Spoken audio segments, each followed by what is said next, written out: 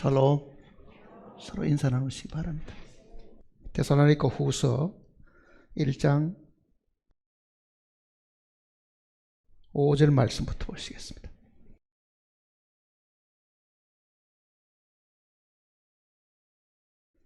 이는 하나님의 공의로운 심판의 표요 너희로 하여금 하나님의 나라에 합당한 자로 여김을 받게 하려 함이니 그 나라를 위하여 너희가 또한 고난을 받느니라.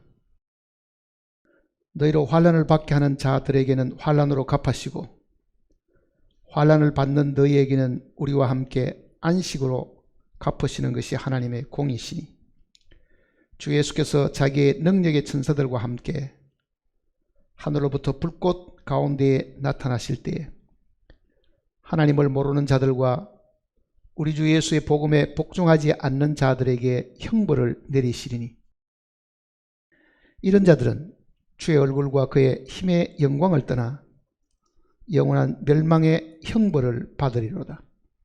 그날에 그가 강림하사 그의 성도들에게서 영광을 받으시고 모든 믿는 자들에게서 놀랍게 여김을 얻으시리니 이는 우리의 증거가 너희에게 믿어졌습니다. 10절 말씀까지 읽었습니다. 기도하십시다. 우리의 소망의 하나님, 주님께서 부활하신 아침에 저희들 한자리에 불러주셨습니다. 주변의 환경은 여전히 어렵고 힘든 상황이지만 우리를 늘 보호하시고 지키심으로 우리가 다시 모여서 주님을 찬양하고 기도할 수 있게 되었습니다. 우리의 마음과 생각을 주님께서 활짝 열어주셔서 세상에 붙은 마음과 생각들을 정리하고 이 시간만이라도 오로지 우리의 마음이 하늘을 향해 우리의 눈은 주님을 바라보게 하시고 우리의 귀는 주님의 입에서 나오는 음성을 듣고 기뻐하는 시간이 되게 하시옵소서. 은혜의 말씀을 담벼같이 우리에게 내려주심으로 갈급하고 메마른 우리의 심령들이 다시 한번 주님의 은혜의 담비로 적셔져서 소성함을 입는 시간이 되게 지켜주시옵소서. 우리의 구하는 바를 주님께서 늘 들어주시고 필요 이상으로 우리를 축복해 주신 것을 저희들이 알고 있사오니 우리의 간절한 소원을 주님께서 들어주는 시간이 되게 도와주시옵소서. 여러 가지 사정과 어려움 때문에 혹은 병 중에서 한자리 하지 못하는 영혼들도 주님께서 기억하시고 어느 곳에서 어떤 형편에 있든지 간에 주님을 믿는 그 믿음으로 그리고 주님께 주시는 그 은혜로 모든 것을 지혜롭게 이겨나갈 수 있도록 도와주시옵소서. 거룩하신 말씀으로 우리를 항상 일깨우시고 도와준 주님께서 이 아침에도 말씀으로 우리의 필요한 바를 공급하시고 우리가 마땅히 알 바를 주님께서 깨닫게 해주실 것을 간구드리면서 우리 주 예수님의 거룩하신 이름으로 기도드립니다. 아멘. 모든 역사의 중심은 예수님입니다. 우주가 움직이고 있는 것도요, 사실은 그 중심은 주님 때문에 사실 움직이고 있는 거나 마찬가지입니다. 모든 것이 주님으로 말미암았고 또 주님으로 인해서 역사가 사실은 흘러가고 있습니다. 그러니 우리가 일상생활에 접하는 모든 일들이 예수님하고 가장 밀접하게 연결되어 있다는 것을 항상 생각하셔야 됩니다. 그분이 멈추면은 세상도 다 멈추게 됩니다. 그분의 죽음 속에는 온 우주에 있는 생명들이 그 십자가와 함께 못 박혔잖아요. 그분의 부활 가운데는요, 우리도 그 안에서 함께 생명을 사실은 얻게 된 사람들입니다. 그러면은 주님이 죽으시고 부활하신 것뿐만 아니고요, 성천하신 일들도 있고 다시 오시는 일들도 있거든요.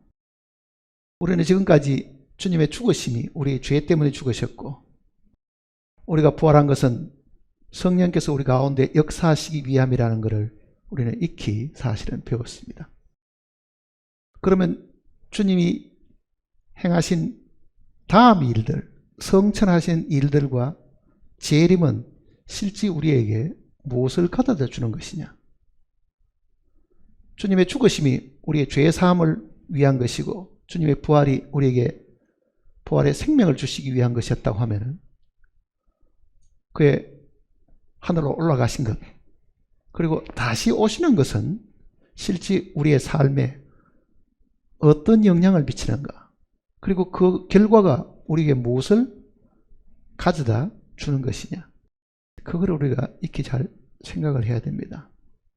그렇지 않으면 우리는 늘 주님이 우리 때문에 죽으신 것과 부활하신 것만 늘 기억하고 있다 보면요, 이 나머지 부분의 이 축복을 우리가 잊어버릴 가능성이 사실이 있습니다. 그래서 오늘은 주님의 성천, 하늘로 올라가신 것, 그리고 그가 다시 오시게 되면은 그것이 오늘 우리에게 무엇을 위한 것이냐, 즉 주님의 재림의 목적은 무엇이냐, 그거를 우리에게 함께 생각을 해 보려고 하는 겁니다.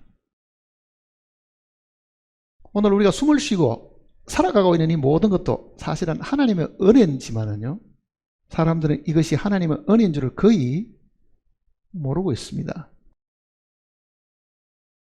그 하나님의 그 크신 은혜 때문에 우리가 기도하고 먹고 마시고 살아가고 있는 모든 것도 그 은혜 가운데서 다 이루어지는 일들이지만은, 하나님을 믿지 않는 사람은 더 말할 것도 없고, 하나님을 믿는 사람들 중에서도 그걸 잊어버리고 자기의 노력의 수고의 결과인 것처럼 자기가 잘했기 때문에, 자기가 최선을 다했기 때문에 성공하고 출세하고 돈을 벌고 높은 지위에 사실은 올랐다고들 사실 생각하고 있는 겁니다. 이 모든 것들이 하나님께서 예수 그리스도를 통해서 우리에게 주신 은혜임을 사실 모르게 됩니다.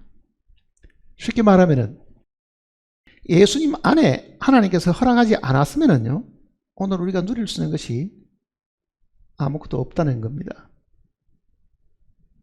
자, 우리는 죄 사함도 하나님이 우리를 개인적으로 죄 사하지 않았음을 알고 있습니다.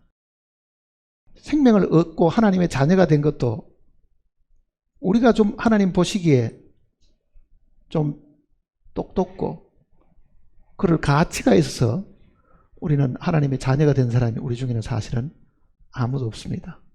우리가 하나님의 자녀가 된 것도 예수 그리스도로 말미암은 것이고, 하나님 앞에 어렵게 된 것도 예수 그리스도로 말미암은 것이라고 하면, 휴거나 재림도 예수 그리스도를 통해서만 이게 가능하고, 만일 우리 주님이 만일 부활하지 않았다고 하면은 우리는 다 멸망당해가 다 죽은 가운데 있었을 것이고, 우리 주님께서 성천하지 않으셨다고 하면은요, 우리는 하늘에 우리의 거할 처소나 위치라는 것이 사실은 사라지게 없고,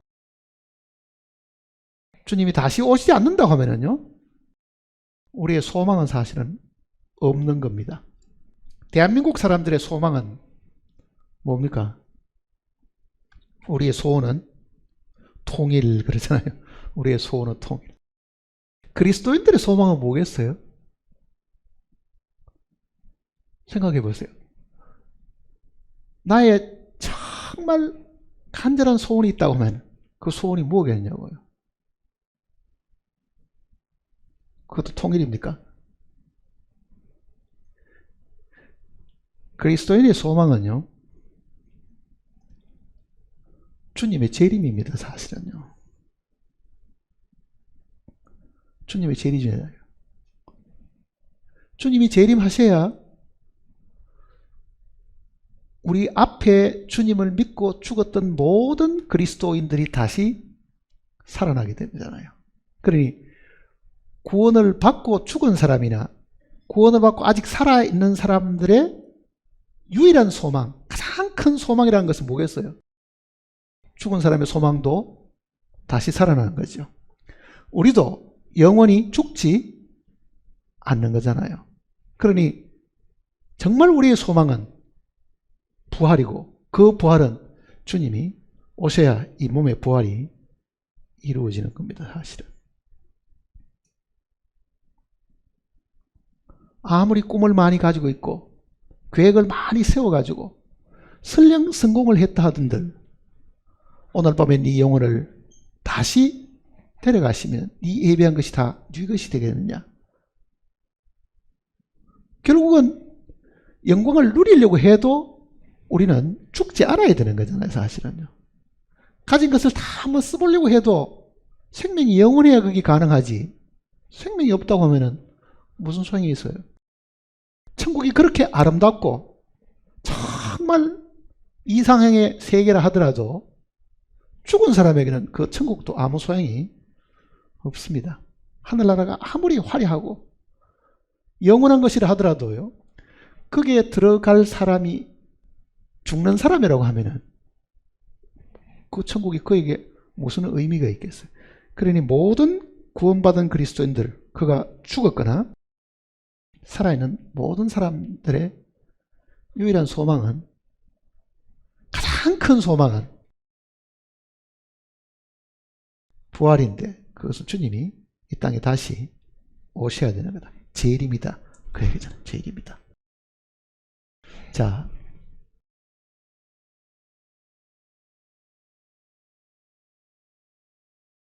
역사가 주님 이 한 분하고 다 연결되어 있기 때문에요.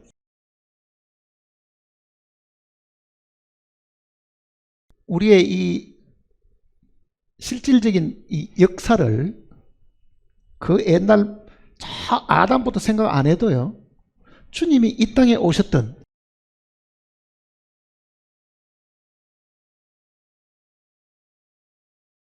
성육신, 육신의 몸을 입으신 그 일이 역사가 이제 바뀌기 시작하는 겁니다. 하나님이 육신의 몸을 입고 이 땅에 오신 그 일이 실제 모든 인류의 역사하고도 이게 연결이 사실은 되어 있는 겁니다. 자, 주님이 오시기 전에 이 세상은 어떻겠어요? 도덕적으로나 윤리적으로나 타락하고 정말 진리가 뭔지를 모르고 있었고, 모두가 다 어두움 가운데, 죄 가운데 살던 사람입니다. 힘 있는 사람이 폭력을 행사하고, 약한 사람은 그게 비참하게 죽고 억압을 당하고 도둑이 난무하고 질서가 없고, 그런 세상이 바로 주님이 오시기 전에 이 지구라고요. 사실은요. 그러니까 주님이 이 땅에 오신 것은요, 그 캄캄하고 어둡고 혼돈 가운데는 이 땅에 빛으로 사실 오셨잖아요. 말씀이 육신이 되어 우리 가운데 거하심에, 그 말씀이 육신이 되셔서 이 땅에 오셨는데, 그분이 이 땅에 오시는 그날이 캄캄한 지구에 빛이 비치셨고, 예수님도 내가 세상의 빛이다, 내가 세상에 있는 동안에 세상의 빛이다, 어둠을 밝히는 사실은 빛으로 이 땅에 오셨잖아요. 근데 그분이 이 땅에 계속 계셨으면은 세상은 분명히 달라졌을 텐데요. 불행히도 이 땅에는 모든 사람이 죄를 지어가지고 멸망을 당할 수밖에 없으니, 이 땅에서도 고통당하는 뿐만 아니라 차후에도 영원한 심판을 받을 수가 없으니, 그는 성육신, 즉 육신을 입으신 그대로 이 땅에 계실 수가 없으시고 죽으셔야 되는 거잖아요. 그게 우리는 주 예수님의 죽으심이라고 해요. 죽으심. 이 죽음으로 이 땅에 있는 모든 사람들의, 인류의 이 모든 죄들을 아들 대신 예수님께서 다 처리하셨다는 하신 것이잖아요. 그러니까 죄는 없는 상황이지만은 그네들에게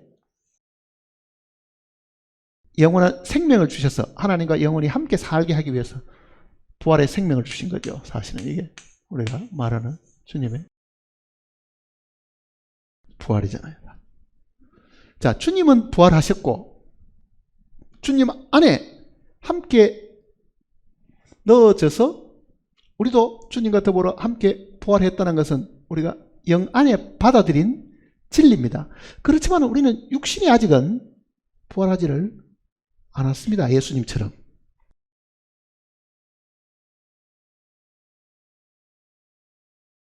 그러면 다음에 이루어질 이 일들이란 거는요, 실제 우리 몸에 육신의 부활이 이루어져야 되겠죠. 육신의 부활. 우리들의 몸에 육신의 부활이 이루어져야 됩니다. 자, 그 다음에 있는 일들은 주님이 이 땅에 계속 계시지 않으시고 하늘로 성천하셨고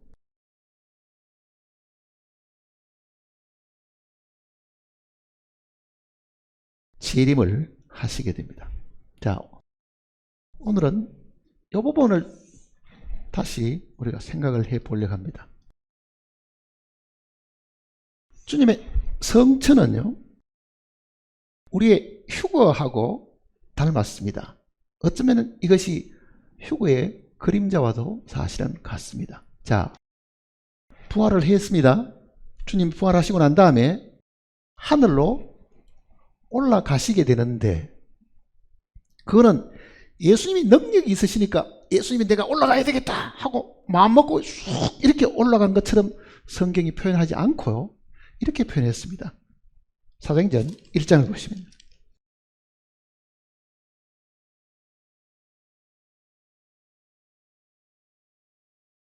사도행전 1장 9절입니다.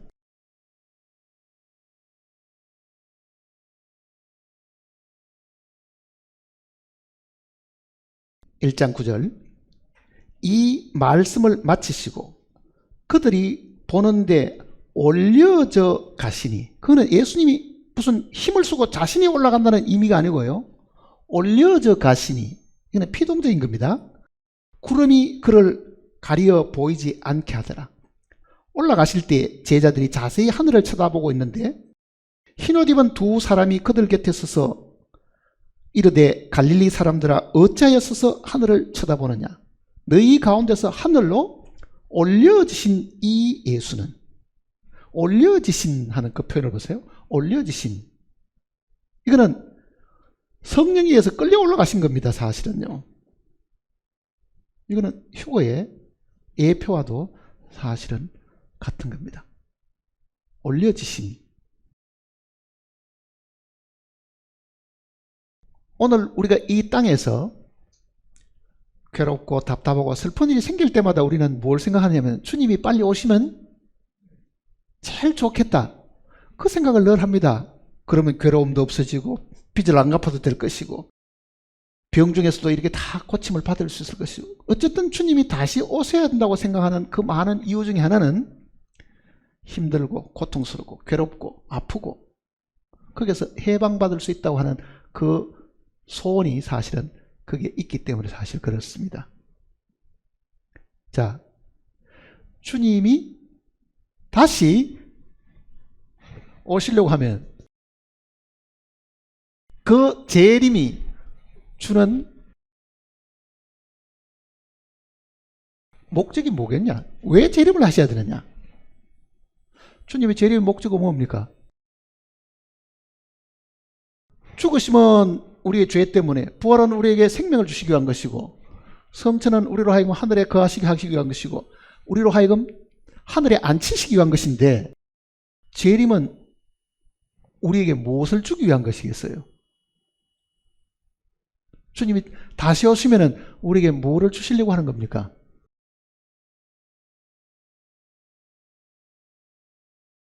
이 재림의 첫째 목적은요, 죽은 자를 살리는 겁니다. 죽은 자의 부활이잖아요.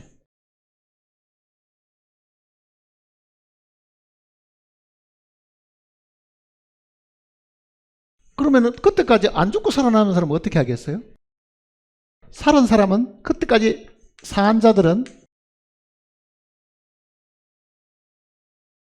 변화를 입게 되겠죠.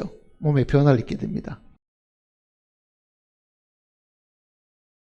이 내용을 먼저 보십시다.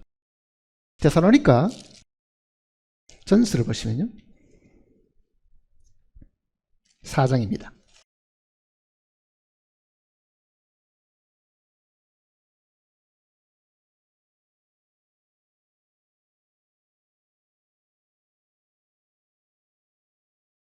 (13절입니다) 4장 13절. 4장 13절. 형제들아, 자는 자들에 관하여는 너희가 알지 못함을 우리가 원하지 아니하노니 이는 소망 없는 다른 이와 같이 슬퍼하지 않게 하려 합니다. 우리가 예수께서 죽으셨다가 다시 살아나심을 믿을진대 이와 같이 예수 안에서 자는 자들도 하나님이 그와 함께 데리고 오시리라. 우리가 주의 말씀으로 너에게 이것을 말하노니 주께서 강림하실 때까지 우리 살아남아 있는 자도 자는 자보다 결코 앞서지 못하리라. 주께서 호령과 천사장의 소리와 하나님의 나팔로 친히 하늘로부터 강림하시리니 그리스도 안에서 죽은 자들이 먼저 일어나고 그 후에 우리 살아남은 자들도 그들과 함께 구름 속으로 끌어올려 공중에서 주를 영접하겠시다. 자, 주님이 다시 오셔야만 이전에 죽었던 모든 주님을 믿는 사람이 다 살아나게 된다. 다시 오시기 전에는 그런 일이 안 생기겠죠. 그러니 모든 우리 앞에 살았던 주님을 믿었던 성도들의 간절한 소원은 뭐겠어요? 주님이 다시 오셔서 우리가 살아나는 것, 우리의 몸에 부활을 입는 것. 그러니까 재림은 반드시 일어나는 일들이지만요, 그 목적은 모든 죽은 자들을 주님이 다시 살리기 위한 것입니다. 그건 실질적인 몸에 부활이 일어나는 거잖아요. 뿐만 아니라 주님 오실 때까지 만일 살아남은 자가 있다고 하면은 그 몸으로 주님과 더불어 영원한 나라에 살 수가 없으니까 그 몸을 변화시킨다. 고린도전서 15장을 보시면요,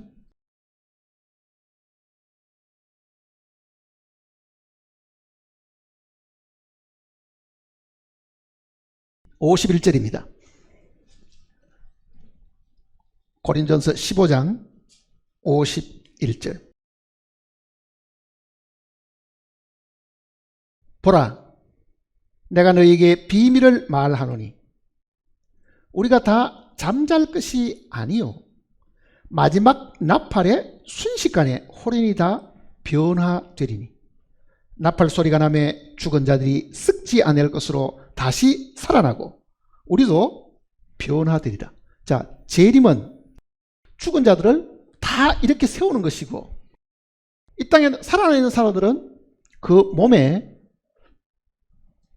변화가 있다. 즉 육의 몸이 영의 몸으로 바뀌는, 낮은 몸이 신령한 몸으로 바뀌는 그 신비한 비밀이 있는데 그거를 사도 바울이 주님의 재림과 더불어 일어난다고 이야기를 하고 있는 겁니다.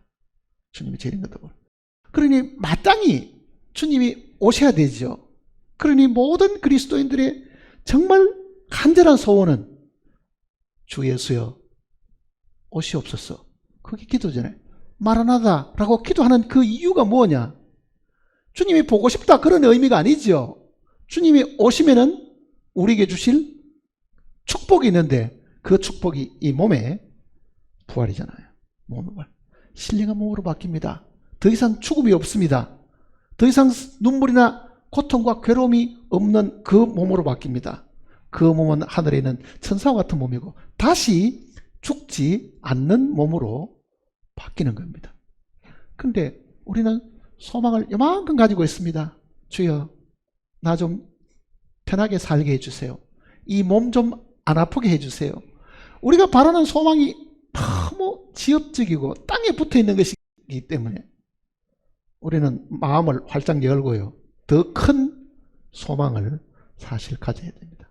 주여, 비록 내가 지금은 몸이 아파서 제대로 걷지도 못하고 나이가 많아서 기운이 없고 몸에 지병이 있어서 제대로 활동도 못하지만은 주님이 다시 오시게 되면은 이 몸은 주님의 그 거룩하신 몸, 신령한 몸처럼 바뀌어가지고 죽지 않는 몸, 병들지 않는 몸, 쇠하지 않는 몸으로 바뀝니다. 나는 주님의 재림을 참으로 사모하고 기다리는 사람입니다. 이렇게 우리가 항상 주님 앞에 우리 자신을 드려야 됩니다. 정말 마음속에 주님이 오셔야만 이거는 반드시 일어나는 일이잖아요. 그러니까 재림은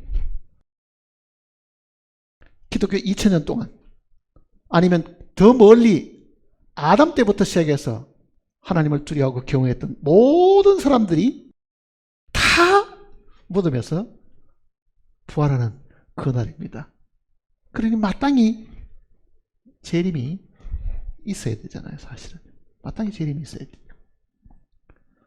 그래서 부활의 산 소망, 재림의 소망, 이것이 오늘 우리에게 마음속에 늘 사로잡고 있어야 됩니다. 정말 당신은 지금 바라는 것이 뭡니까? 주님이 나를 구원하셨고 나를 어렵다고 하셨지만은 그래도 아직은 이 육신을 가지고 있으므로 제한받는 것이 많고 할 수 없는 것이 너무 많고 괴로움이 너무 많으니 나는 주님의 재림과 더불어 내 몸이 신령한 몸으로 변화되는 것을 나는 정말 바뀐다. 그러니 나는 주님의 재림을 사모하는 사람이다. 신령한 몸으로 바뀌는 것은요, 주님의 피 흘리심으로 되는 것이 아닙니다. 그거는 우리 죄 문제잖아요. 그가 다시 오셔야 되거든요. 사실 다시 오셔야 된다. 그러니까 이 아침에 나와서도 정말 우리의 마음속에는 마라나다, 마라나다, 그 말이 뭡니까? 주여 오시옵소서, 그 뜻이야. 주여 오시옵소서. 당신이 오시지 않으니 고통이 여전히 남아있고 괴로움이 남아있고 이 세상에 불의한 많은 것들이 남아있는데 당신만 오신다고 하면은 이 모든 문제가 다 해결됩니다. 그러니 우리의 기도는요, 정말 요한계시록 마지막에 그 기록된 대로 주 예수여 오시옵소서, 그 기도가 우리의 마음속에 있어야 됩니다. 그저 많은 사람들은 아이고 주님 오시면 천국 가겠구나, 천국 가는 일보다도 더 큰 일은요, 그 천국에 들어가서 살 수 있는 이 조건이잖아요. 혈과 육은 하나님의 나라를 유업으로 받을 수 없고 하나님 나라가 아무리 좋아도 변화되지 않는 몸은 그 속에 넣어놓으면은 이거는 생명이 시들어버리고 말라버립니다. 이 생명 가지고는 되지를 않아요. 그게 살 수가 없어요. 그러니 정말 마음속에 주님의 재림을 사모하는 사람이 사실은 돼야 된다. 그러잖아요. 주님의 재림을 사모해야 된다. 자, 죽은 자가 신령한 몸을 입고 산 자도 몸이 변화되는 이 일뿐만 아니라 주님의 재림이 가져오는 결과가 있습니다. 주님의 재림은 믿는 사람으로 하여금 몸의 변화도 있지만은요, 재림의 또 다른 목적은 심판과 관련이 있습니다. 심판하는 것. 세상을 심판하는 것. 그러니 그리스도의 재림을 대비해야 될 이유 중에 하나는요, 이 심판에 대한 문제를 우리가 깊이 사실은 생각을 해야 됩니다. 믿지 않는 자들에 대한 심판이 지금 여기에 먼저 기록이 되어 있는 겁니다. 데살로니가 후서를 다시 보시면요, 후서 1장을 다시 보시면 1장 7절입니다. 환난을 받는 너희에게는 우리와 함께 안식으로 갚으시는 것이 하나님의 공이시니. 자, 데살로니가 교회는 그 당시 주변 사람들, 믿지 않는 사람들로 통해 가지고 많은 박해와 어려움을 겪었습니다. 그러니까 바울이 이 데살로니가 교회에게 편지를 하면서 너희가 지금 환난을 받고 있지만은 하나님의 공의는 뭐냐? 환난 받는 너희를 되갚아 주셔야 되는데 그네들을 하나님이 형벌을 내리실 것이다. 그 내용을 지금 이야기하는 겁니다. 그 다음 보세요. 주 예수께서 자기의 능력의 천사들과 함께 하늘로부터 불꽃 가운데 나타나실 때에, 자, 주님의 재림은 주님 혼자서 오시지 않습니다. 재림하실 때에 하늘의 천사들,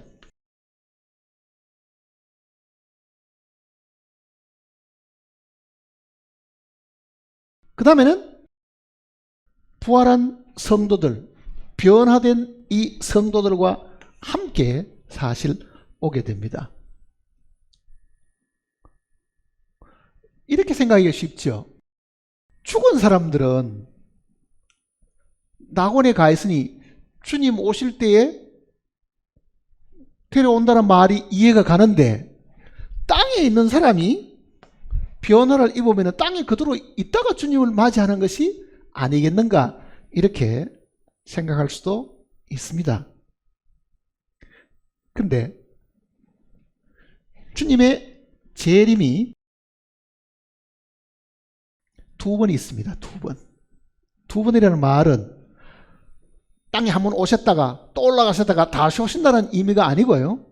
그 주님의 재림이 하늘들의 하늘, 즉 하나님이 계시는 그 처소에서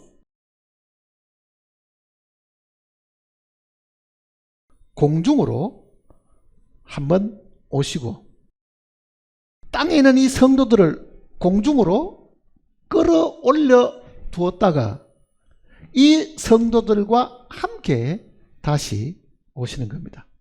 그러니까 그 사이에 뭐가 들어있습니까? 그러면은 휴거라는 게 들어있는 거예요. 휴거. 재림 전에 휴거.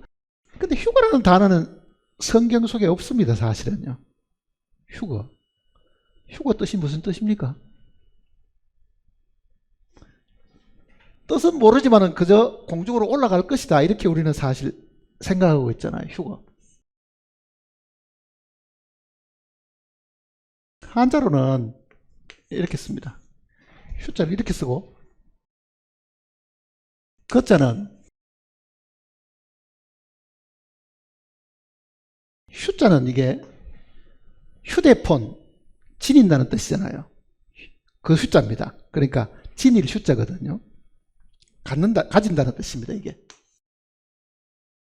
거자는 거수 하면은 뭡니까? 손을 든다는 뜻이잖아요. 거수. 그러니까 이거는 든다는 뜻입니다. 근데 이 단어를 자세히 봐도 이게 공중으로 들려 올라간다는 그런 개념은 사실은 없지요. 그러니까 성경 속에는 휴거라는 단어는 없고 공중으로 끌어올려. 그렇죠? 공중으로 끌어올려. 그러니까 공중 들림입니다. 공중 들림.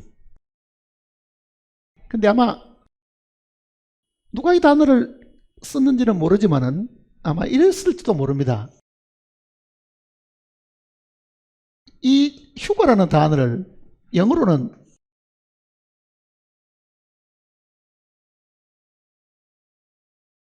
rapture라는 단어가 있는데, rapture. 이 단어를 찾아봐도 들려 올라간다는 그런 개념은 없습니다. 사전에 펴봐도. 그저 환희, 굉장히 기쁘고 뭐 그런 어떤 의미가 있고. 근데 이 단어의 본래 의원은 라틴어에서 나왔는데요. 라비오라는 단어가 있습니다. 라비오라는 단어가 잡는다는 뜻입니다. 잡다. 붙잡다는 뜻이에요. 뭐를 딱 이렇게 붙잡다. 아마 이 단어로 공중 들림이라는 단어로 휴거라는 단어로 랩처라는 단어로 바뀌었을 것이라고 사실은 추측을 합니다. 그러니까 사로잡혀 공중으로 끌어올려가는 거죠. 그러니까 휴거라는 거는 자기 힘으로 용을 써가지고 막 이렇게 올라가는 게 아니고 어떤 힘에 사로잡혀서 끌려 올라가는 거죠.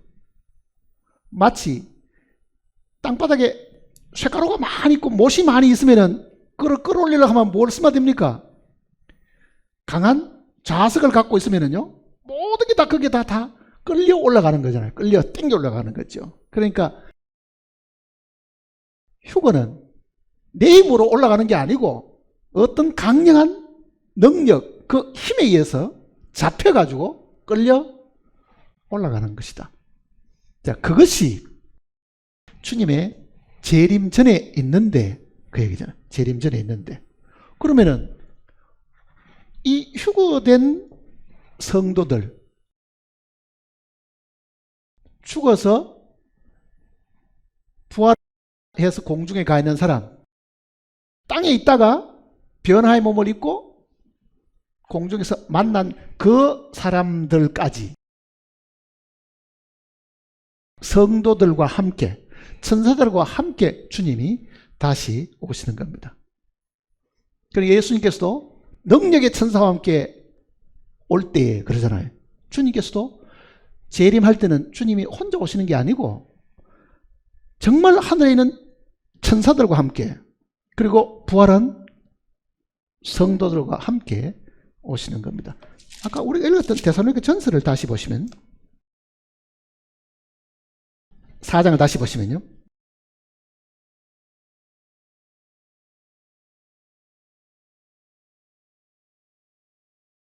(16절입니다) 주께서 호령과 천사장의 소리와 하나님의 나팔로 친히 하늘로부터 강림하시리니, 즉 재림하시리니, 그 말이잖아요. 그리스도 안에서 죽은 자들이 먼저 일어나고, 그네들은 이미 육신을 다 벗어버렸기 때문에 그네들에게 새로운 몸을 먼저 입혀주시니까 그네들이 먼저 공중으로 끌려 올라가고, 그 얘기입니다. 그 다음에 17절입니다. 그 후에 우리 살아남은 자들도, 즉 천사들하고 함께 오실 그때에 살아남은 사람들은 어떻게 되느냐? 그들과 함께, 즉 먼저 죽은 사람들과 함께 구름 속으로 끌어올려 공중에서 주를 영접하게 하시리니. 공중에서 주를 영접하시. 그러니까 재림은 지상 재림 전에, 재림이 어디 있습니까? 공중에 먼저 재림하시는 겁니다. 그러니까 저 삼청천 하늘에서 공중으로 오셨다가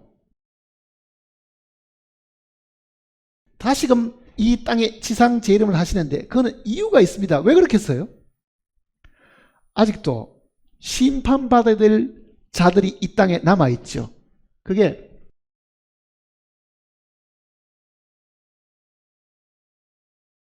자, 주님이 오시기 전에 공중에 오시게 됩니다. 공중에 오시게 되면은 죽은 자들도 끌려 올라가고 우리 살아난 사람도 변화를 입어서 공중에서 주님을 맞이하게 되는데, 그렇게 되는 이유가 왜 지상에 바로 오시지 않는가? 아직도 심판할 사람들이 남아있죠. 그게 7년 대환란입니다.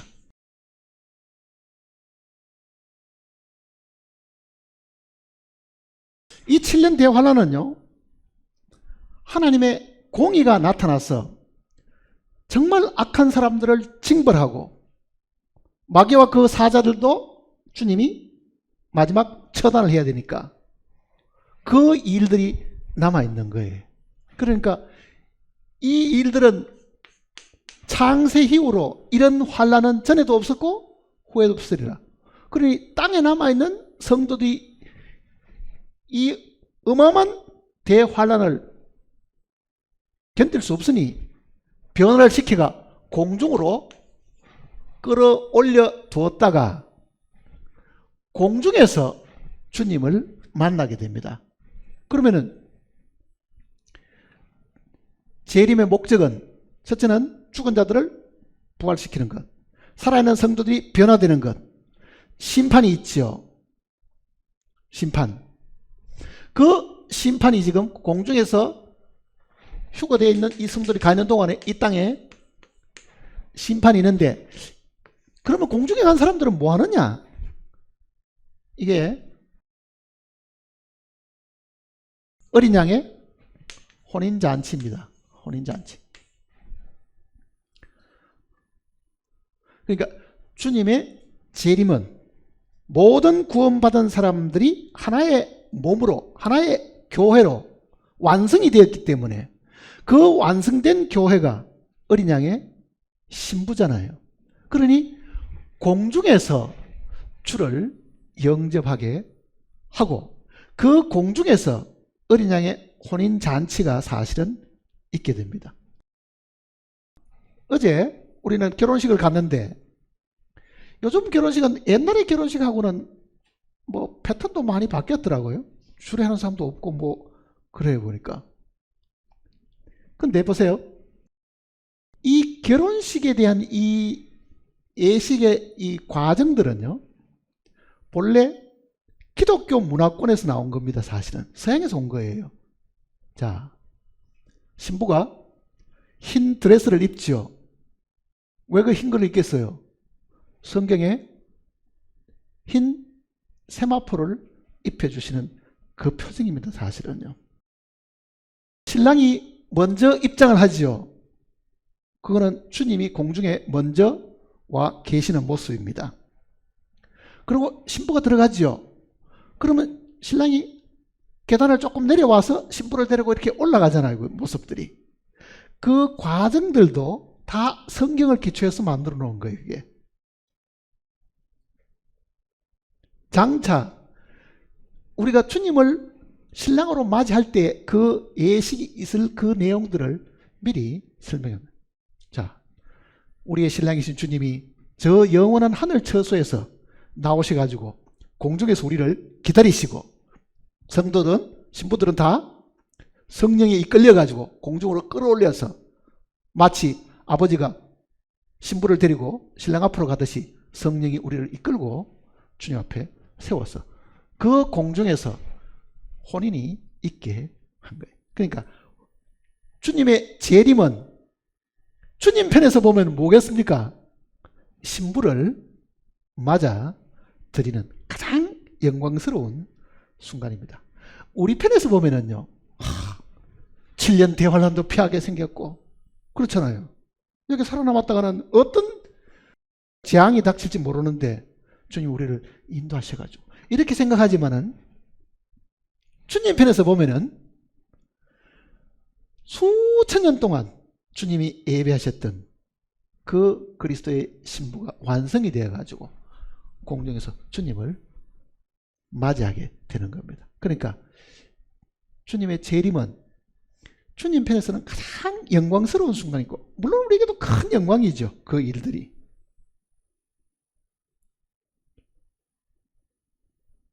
재림을 정말 마음속에 사모하고 기다리고 있어야 됩니다.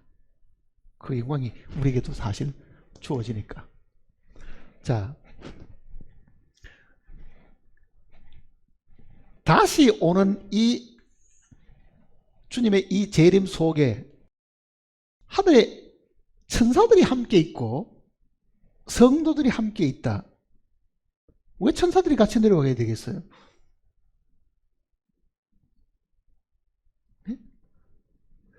예수님께서도 자주 재림할 때 이 천사들과 함께 온다는 이야기를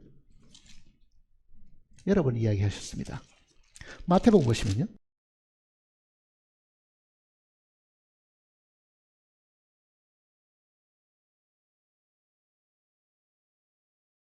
마태복음 25장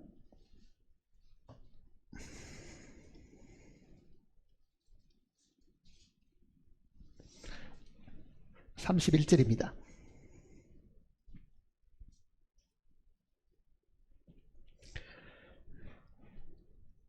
인자가 자기 영광으로 모든 천사와 함께 올 때에 자기 영광의 보좌에 앉으리니 그 모든 민족을 그 앞에 모으고 각각 구분하여 목자가 양과 염소를 구분하는 것 같이 하여.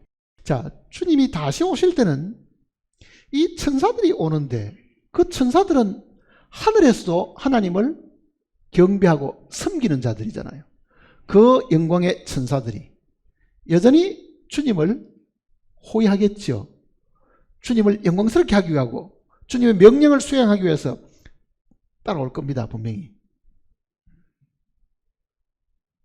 그런데 그 천사들과 함께 우리가 다시 온다. 구원받은 우리가 공중에 변화되어서 공중에 가 있다가 다시 온다. 구약성경 스가랴서를 보세요. 스가랴 14장을 보시면요. 14장 4절부터 보십시다. 그날에 주님이 재림하신 날입니다. 그의 발이 예루살렘 앞 곧 동쪽 감람산에 쓰실 것이요. 이건 지상 재림이죠. 이제 공중 재림이 이제 끝이 나고 어린 양의 혼인 잔치가 끝이 나고 이제는 지상 재림하는 겁니다. 그날에 그의 발이 예루살렘 곧 동쪽 감람산에 쓰실 것이요. 감람산은 그 한가운데가 동서로 갈라져 매우 큰 골짜기가 되어서 산 절반은 북으로 절반은 남으로 옮기고 그 산 골짜기는 아셀까지 이를지라. 너희가 그 산 골짜기로 도망하되 유다 왕 우시아 때의 지진을 피하여 도망하던 것 같이 하리라. 나의 하나님 여호와께서 임하실 것이요 모든 거룩한 자들이 주와 함께 하리라. 모든 거룩한 자들이 이거는 거룩한 천사들, 거룩한 성도들 다 들어있습니다. 모든 거룩한 자들이 주와 함께 하리라. 9절 보시면 여호와께서 천하의 왕이 되시리니. 자, 주님이 재림하시는 것은 목적이 또 있죠. 심판하는 일들도 있고 그 심판의 결과에 따라서 상 받을 사람들도 분명히 사실은 있습니다. 상을 베풀어 주시는 것도 있습니다. 자, 이 내용을 이 스가랴서뿐만 아니고요. 구약 성경 속에 휴거된 사람이 있습니다. 두 사람이. 누굽니까? 공중으로 끌려 올라간 사람이 있습니다. 누구였습니까? 창세기에 나와 있는 에녹이 있고 또 누가 있어요? 엘리야가 있죠. 그 구약의 두 사람은 이 휴거의 예표들이라고요. 공중으로 그냥 끌려 올라가 버린 거죠. 공중으로. 근데 그 에녹이 예언한 내용이 있습니다. 그게 유다서에 기록이 되어 있습니다. 유다서.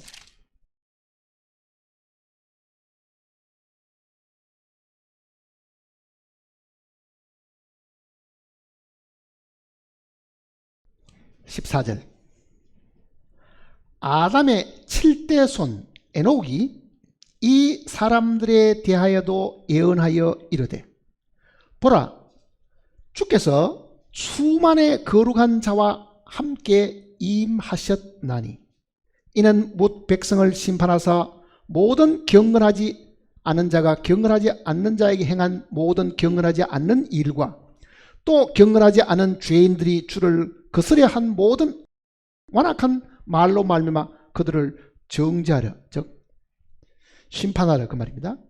하십니다. 자, 에녹의 예언이 에녹스라는 것이 분명히 과거에 있었을 겁니다. 지금은 없지만은 분명히 이 예수님의 형제였던 이 유다가 이 내용을 이야기하는 거예요. 에녹이 이렇게 예언을 했다. 휴거된 그 에녹이 살아있을 때 예언을 하기를 이렇게 이야기하잖아요. 예언을 하기를. 여기 지금 우리 성경에는 주께서 그 수만의 거룩한 자와 함께 임하셨나니 하고 과거로 되어 있죠. 근데 다른 역본들에게 현재로 되어 있습니다. 현재로 되어서나 과거로 되나 이게 별 문제가 안 됩니다. 왜 그러냐면요. 이사야 53장 같은 데 보면은 시제가 과거로 되어 있습니다. 이사야가 예언할 당시는 아직은 이루어지지 않는 일입니다. 그렇잖아요. 우리의 모든 죄를 주의 등 뒤에 던지셨나이라든지 혹은 우리의 죄를 다 깨끗게 하셨다는 과거로 되어 있는 것은 그게 하나님 앞에서는요. 예언을 받을 때 이루어진 그 사실, 영혼 안에서는 현재나 과거나 미래가 별 의미가 없습니다. 그러니까 구약 성경을 읽다 보면은 완성되지 않는 많은 예언들도 과거로 기록되어 있잖아요. 그러니까 여기도 이거는 다른 역본들은 이거를 현재로 번역해 놓은 데도 있습니다. 킹제임스 같은 데는 이거를 임하시나니 이렇게 현재로 해놨는데 이거는 원어 성경이 어떤 원어 성경은 과거로 되어 있고 어떤 원어 성경은 현재로 되어 있기 때문에 우리말 성경을 택한 그 원어 성경은 과거로 되어 있고 킹제임스 같은 경우는 현재로 되어 있습니다. 그런데 그거는 의미가 관계가 바뀌는 것은 아닙니다. 바뀌는 것은. 자, 그 에녹도 거룩한 자들과 함께 오신다. 그 거룩한 자들 중에는 거룩한 천사들도 있고 거룩한 성도들도 분명히 함께 있다. 목적은 뭐냐? 심판하기 위하여 그러잖아요. 심판하기 위하여. 그러니까 주님의 재림은 구원받은 성도들에게는 영광이 되겠지만 구원받지 못한 사람에게는 심판이 된다. 그거를 기억을 해야 됩니다. 다시 데살로니가 후서 1장을 보세요.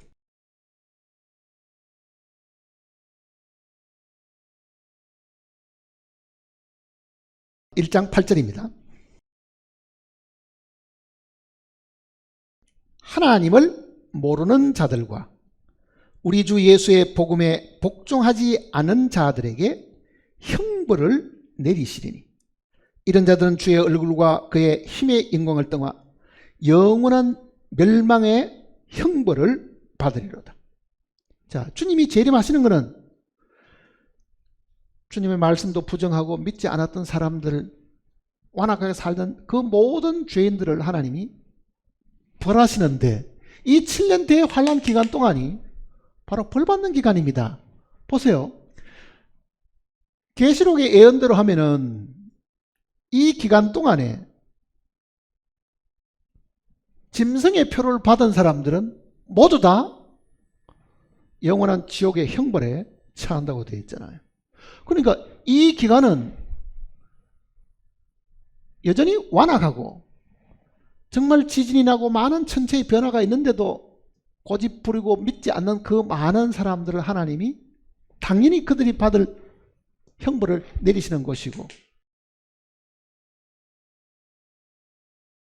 죄의 장본이었던 마귀도 잡아다가 천년 동안 가두어두는 그 일로 인해 가지고 주님이 이 땅에서 심판주로 임하시게 되고 이 땅에 남은 곳은 하나님께서 그가 왕노릇 하시도록 하기 위한 것입니다. 왕노릇 하시도록. 마태복음 24장을 보면요. 예수님께서 이제 직접 말씀하신 내용을 한번 보십시다. 이제.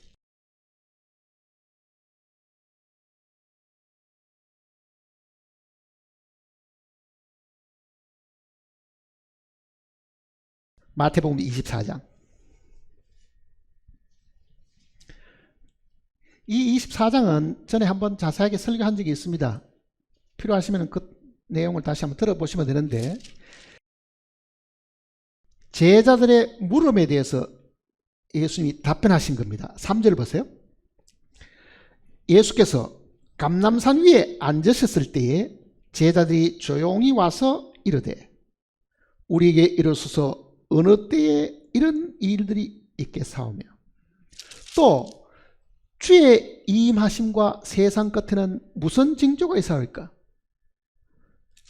돌 하나도 돌 위에 남기지 않고 다 무너뜨리라 하는 그 이야기를 듣고 제자들이 예수님께 물어보니 언제 그러면 이 성전이 파괴됩니까? 그리고 주님의 임하심과 세상 끝에는 어떤 징조가 있습니까? 이 세 가지를 물어본 거거든요. 그 세 가지를 주님이 하나하나 다 답변하셨고, 세 번째 질문, 주의 임하심과 세상 끝에는, 즉 주님이 임하실 그 무렵에는 어떤 일이 생기느냐, 이렇게 물으니까 지금 29절부터가 이 세 번째 질문에 대한 답입니다. 자, 이렇게 답변하십니다. 그날 환난 후에 즉시 해가 어두워지며 달이 빛을 내지 아니하며 별들이 하늘에서 떨어지며 하늘의 권능들이 흔들리라. 그때에 인자의 징조가 하늘에서 보이겠고 그때에 땅의 모든 족속이 통곡하며 그들이 인자가 구름을 타고 능력과 큰 영광으로 오는 것을 보리라. 그가 큰 나팔 소리와 함께 천사들을 보내리니 그들이 그의 택하신 자들을 하늘 이 끝에서 저 끝까지 사방에서 모으리라. 성경을 자세히 읽어보신 분들은 약간은 의아한 데가 있습니다. 여기 지금 7년 대환란이 있는데 세 번째 이 답변은 주님이 오실 때에 어떤 일이 있겠습니까? 물으니까 주님이 답변하는 내용은요, 하늘에 천체의 변화가 있음을 이야기하는 거예요. 천체의 변화. 해가 어두워지고 달이 핏빛과 같이 변하고 하늘에 별들이 떨어진다. 하늘에 천체의 변화가 있음을 이야기를 하고 있습니다. 근데 여기는 분명히 뭐라고 말씀하시냐면은 환난 후에 그러죠. 환난 후에. 그러니까 7년 대환란 마지막에 가서 이 천체에 변화가 있을 것이다. 그럼 천체의 변화가 있기 전에는 그러면 어떤 변화가 있느냐? 그건 땅에 주로 변화가 있습니다. 그게 24장 6절입니다. 보세요.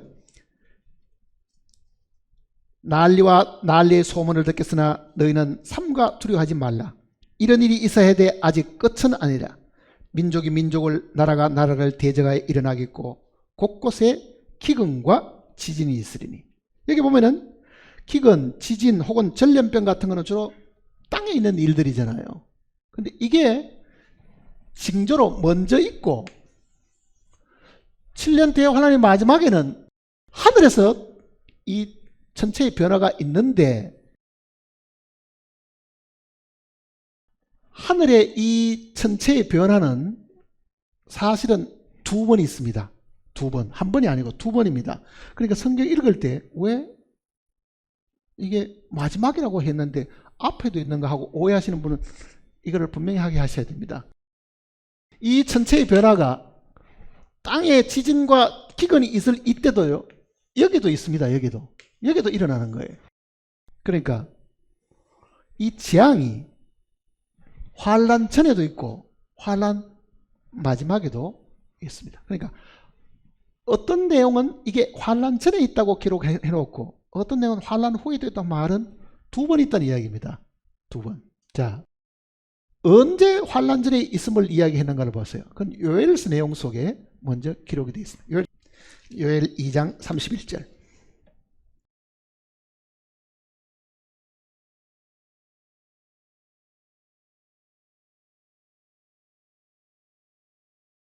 여호와의 크고 두려운 날이 이르기 전에, 그러죠? 이르기 전에. 이 여호와의 크고 두려운 날은 7년 대환란을 두고 하는 이야기입니다. 심판대를 두고 하는 이야기입니다. 이르기 전에 해가 어두워지고 달이 핏빛같이 변하리니와.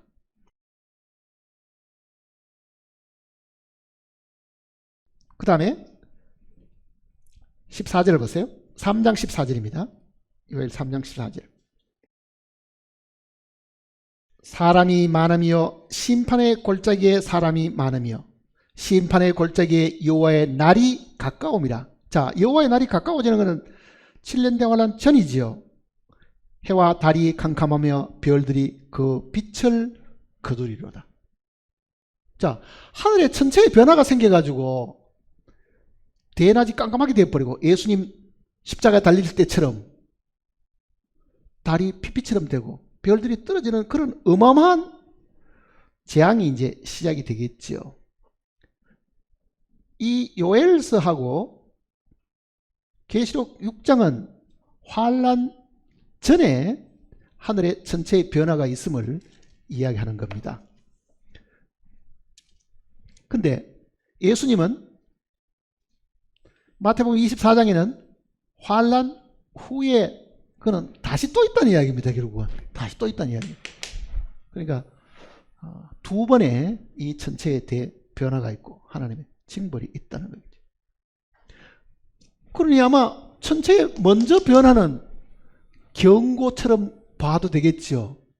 그러면 이 사람들이 정신을 차려야 될 텐데도 오히려 하나님을 원망하고 하늘을 향해서 욕하고 비난하는 일들이 생기잖아요.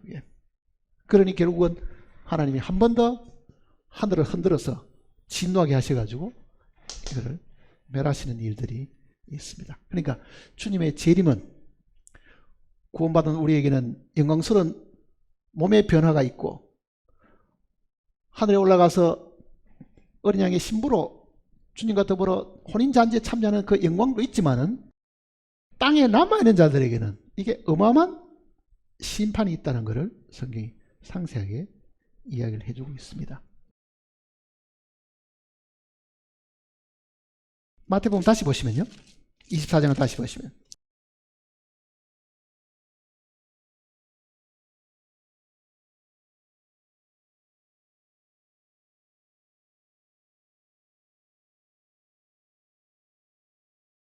(29절입니다) 그날 환란 후에, 그러니까 환란 전 재앙도 있고 환란 후 재앙도 있음을 같이 우리가 알아야 됩니다. 그날 환란 후에 즉시 해가 어두워지며 달이 빛을 내지 아니하며 별들이 하늘에서 떨어지며 하늘의 권능들이 흔들리겠습니다. 자, 땅이 지축이 흔들리는 것은 지진을 경험했기 때문에 우리가 아는데 만일 하늘이 흔들린다고 생각해 보세요. 하늘에 진동이 있다고 생각하면은 땅이 조금만 흔들려도 다 공포에 사로잡히는데 하늘에 진동이 많이 있다고 하면은 그거보다 더 무서운 일은 아마 없을 겁니다. 분명히 그 일이 있음을 지금 미리 보여주신 겁니다. 30절에는 그때에 그러잖아요. 그때에 인자의 징조가 하늘에서 보이겠고 그때에 땅의 모든 족속들이 통곡하며 그들이 인자가 구름을 타고 능력과 큰 영광으로 오는 것을 보리라. 그러니까 공중에 휴거된 성도들이 이제는 주님과 함께 이스라엘 감람산에 재림하는 모습입니다. 근데 여기는 지금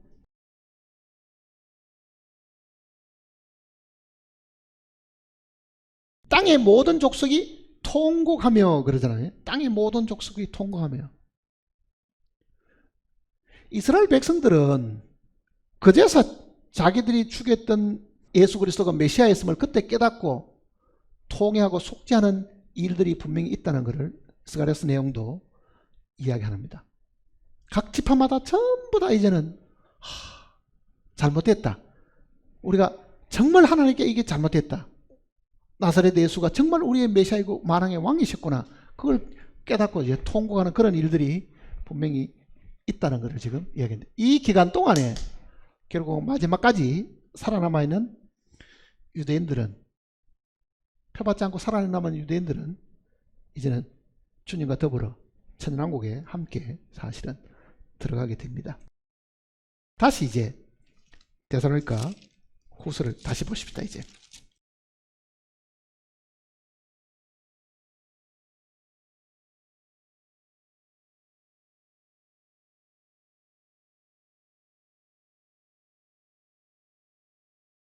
8절입니다. 하나님을 모르는 자들과 우리 주 예수의 복음에 복종하지 않는 자들. 자, 하나는 말씀을 못 들어서 모르는 사람도 있을 거고, 하나는 알아도 거절하는 사람이 분명히 있다는 것을 지금 여기 이야기하고, 그러니 우리가 이 땅에 있는 동안에 정말 이 복음이 들어가지 않는 곳에는 어떤 방법이든지 간에 일단은 복음을 들려줄 책임이 있음을 우리가 마음에 항상 이 각오를 가지고 있어야 됩니다. 9절 보세요. 이런 자들은 주의 얼굴과 그의 힘의 영광을 떠나 영원한 멸망의 형벌을 받으리라. 영원의 멸망을 영원한 지옥. 자, 이 영원한 심판에 대한 것은 구약 성경에도 곳곳에 이야기를 했습니다. 시편 96편부터 먼저 한번 보십시다.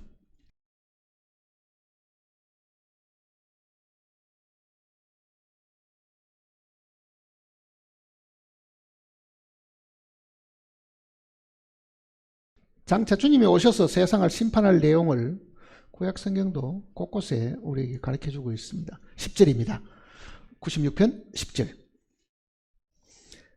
모든 나라 가운데서 이르기를 여호와께서 다스리시니 세계가 굳게 서고 흔들리지 않으리라. 그가 만민을 공평하게 심판하시리라 할지로다. 하늘은 기뻐하고 땅은 즐거워하며 바다와 거기에 충만한 것이 외치고 바깥 그 가운데 있는 모든 것은 즐거워할지로다. 그때 숲의 모든 나무들이 여호와 앞에 즐거이 노래하리니 그가 임하시되 재림하시는 겁니다. 땅을 심판하러 임하실 것이다. 그가 의로 세계를 심판하시며 그의 진실하심으로 백성을 심판하시리라. 자, 주님의 재림은 이 심판과 분명히 관련이 있음을 이야기하고 있는 겁니다. 우리는 주님의 재림을 사모하는 사람이지만은요, 아직도 주님을 믿지 않는 사람들에게는 재앙입니다. 심판이잖아요. 재앙. 한자 가운데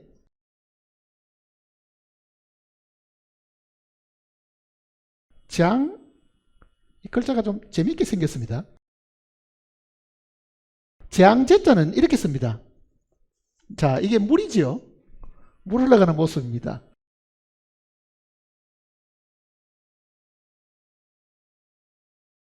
이게 재앙제자입니다. 그 재앙이라는 것은 물과 불로 인한 것이다. 그런 의미입니다. 이게 자세히 보면은요.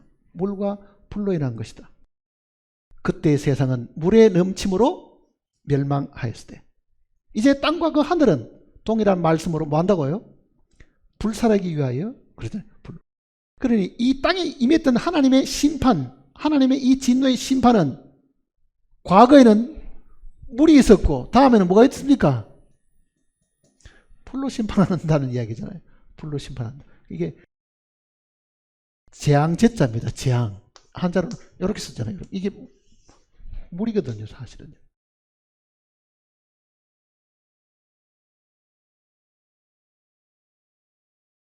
앞으로의 세상은 하나님이 불로 가지고 다 심판하십니다. 베드로 후서를 보세요. 3장 6절.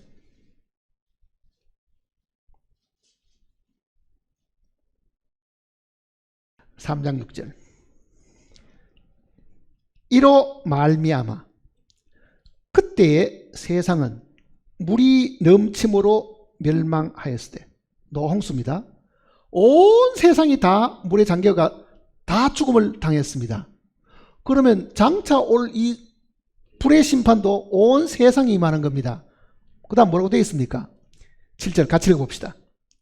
이제 하늘과 땅은 그 동일한 말씀으로 불살하기 위하여 보호하신 바 되어 경건하지 아니하는 자들의 심판과 멸망의 날까지 보존하여 주신 거예요. 다음의 심판은 불로 가지고 다 태워버린다.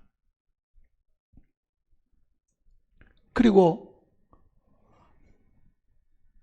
지옥 갈 사람들도 부활을 해서 영원히 지옥에서 고통을 당하게 하기 위해서 영원한 지옥의 불의 구덩이 속에 들어가서 고통을 당하는 겁니다.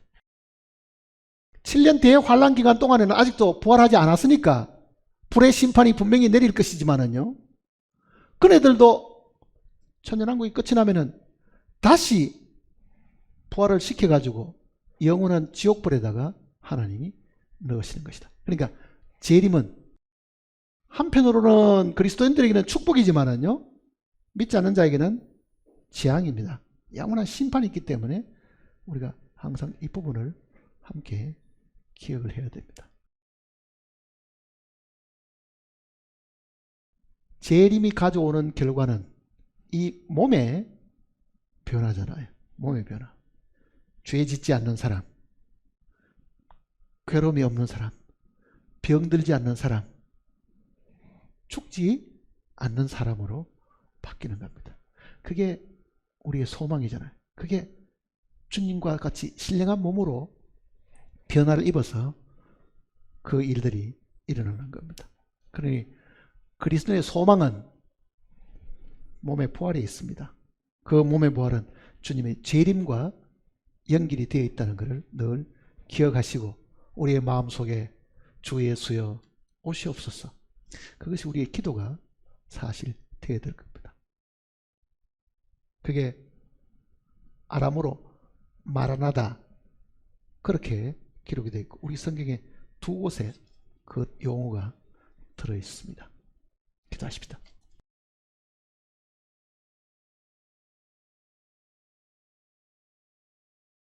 아버지 하나님, 우리에게 참으로 산 소망을 주셨는데 우리의 마음속에 그 소망을 소망으로 생각하지 않고 무시하고 살았을까 심히 두렵습니다.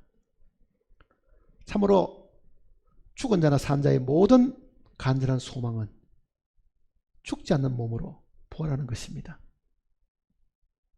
신령한 몸으로 다시 살아나서 주님과 더불어 영원히 함께 사는 것입니다. 이 일을 주님께서 약속하셨고 먼저 주님께서 그 일을 이루셨고 믿는 우리에게도 그 일이 이루어지도록 약속을 주셨습니다. 주님을 믿는 우리 모두가 우리에게 주신 이 산 소망으로 인해서 모든 어려움과 시련과 아픔과 고통을 이기게 하시고 잠시 잠깐 오면 주님이 다시 오셔서 우리에게 신령한 몸으로 입혀주실 것을 저희들이 믿음으로 순간순간을 능히 잘 지낼 수 있도록 주님 도와주시옵소서. 눈에 보이는 것이 전부 다가 아니고 눈에 보이는 것은 잠시 잠깐뿐이라고 말씀하셨습니다. 우리의 마음과 생각이 잠시 잠깐 보이는 것에 집착하지 않게 도와주시고 참으로 보이지 않는 신령한 하늘나라를 우리의 영혼이 밝아서 바라보는 저희들이 되게 복을 내려 주시옵소서. 우리의 삶을 늘 지키시고 보호하시는 주님께 우리의 남은 시간들과 삶을 부탁드리옵고 주 예수님의 거룩하신 이름으로 간절히 기도드립니다. 아멘.